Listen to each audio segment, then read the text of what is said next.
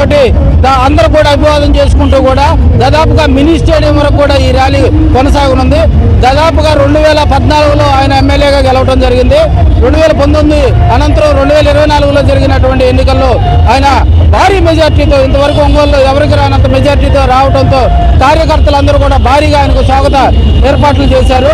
అయితే వారందరికీ అభివాదనకి వదంలో నడిపిస్తారని కూడా కార్యకర్తలకు భరోసా కల్పిస్తూ ఇక్కడ మనం చూసినట్లయితే భారీగా ర్యాలీగా మోటార్ సైకిల్ ర్యాలీతోటి దాదాపుగా ప్రజలందరూ కూడా ఆయనకు స్వాగతం పలికేందుకు సైలెన్సర్లు కూడా మోగిస్తూ బయలుదేరుతున్నటువంటి డీజేలు ఏర్పాటు చేశారు.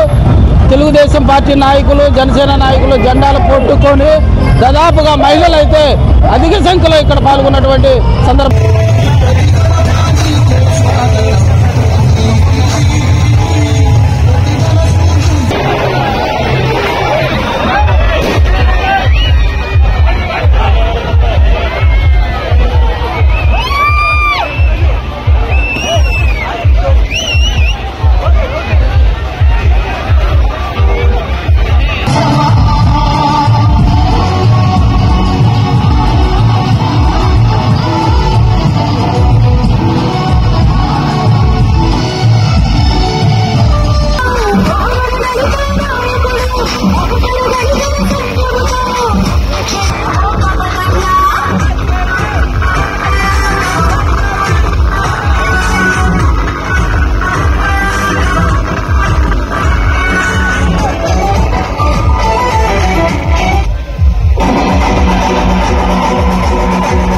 పోయినసారి జరిగిన అరాచకాలకి జనాలు బాగా ఇబ్బంది పడ్డారు.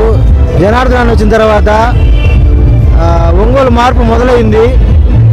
ఇక నుంచి ఒంగోలు అభివృద్ధి అనేది ఒంగోలు ప్రజలు చూస్తారు. పోయినసారి జనార్దన్ చేసిన అభివృద్ధి 2019లో గుర్తుపెట్టుకోలేదు, కానీ ఇప్పుడు మళ్ళీ 2024లో గుర్తుంది. కాబట్టి మళ్ళీ జనార్దన్ అత్యధిక గెలిపించారు. ఇక నుంచి జనార్దన్ అభివృద్ధి ఎలా ఉండిద్దో జనాలు బాగా గుర్తుపెట్టుకుంటారు. ఇక మళ్ళీ జనార్దన్ గెలుస్తాడు. వదిలేటిపాలెం గ్రామం.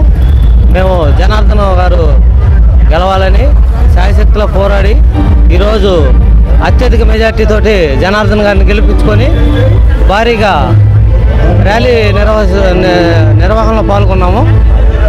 మాకు చాలా సంతోషంగా ఉంది.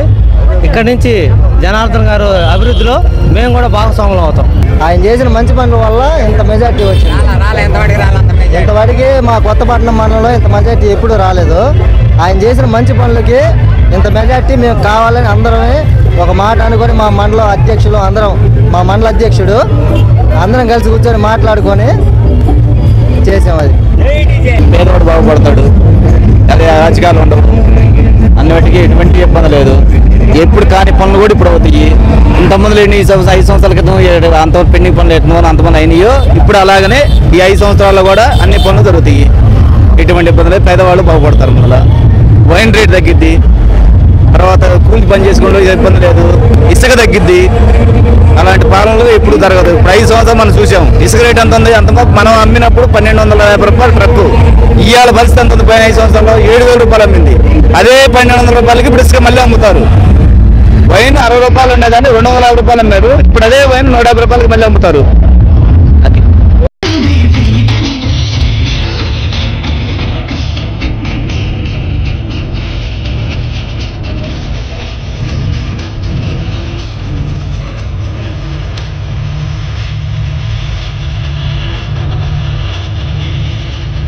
బ్రహ్మాండంగా ఉంది. జనం బాగా ఎక్కువగానే ఉంటారు.